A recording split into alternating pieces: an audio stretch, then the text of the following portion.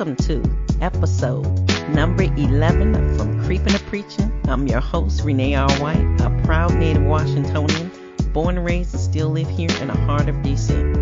I spent many years of my life in this incredible city, and it's not just my home, it's where my story began and where my passion for uplifting my community, especially the youth.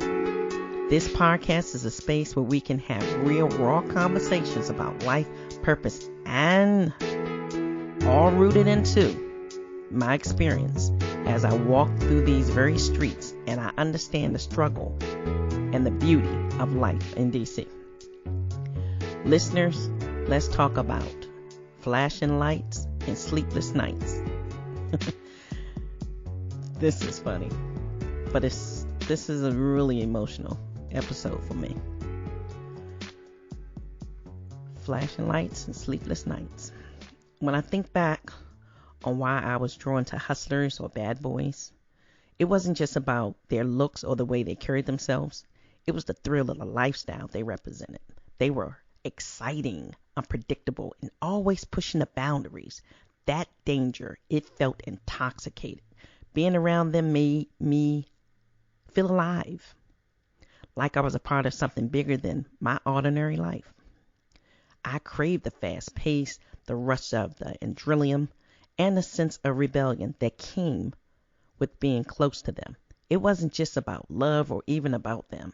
It was all about how I felt when I was in their presence, untouchable, fearless, and powerful. They lived by their own set of rules, and I envied that.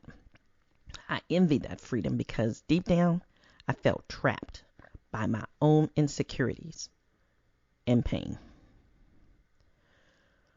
Washingtonians, I know you remember the hustlers' balls. Ladies taking the pillow down to the hair salon on 14th Finesse or the one on 23rd and L. Getting all suited up, going down Georgetown, getting the fly again men. Yeah, the hustlers' balls back in the day. Only Washingtonians can understand those days. Well, walking away from that life, it wasn't easy because that life became my escape. It masked the loneliness I carried and the void I tried to fill. But in chasing that excitement, it wasn't like I was running towards something. I was running away from myself, avoiding the pain, the truth that I didn't even want to face, and the chaos that was inside of me. Now looking back, I realized that danger isn't love, and excitement, it isn't peace. But at that time, I couldn't see that. I was addicted to the thrill, even when it came at a cost I could not afford.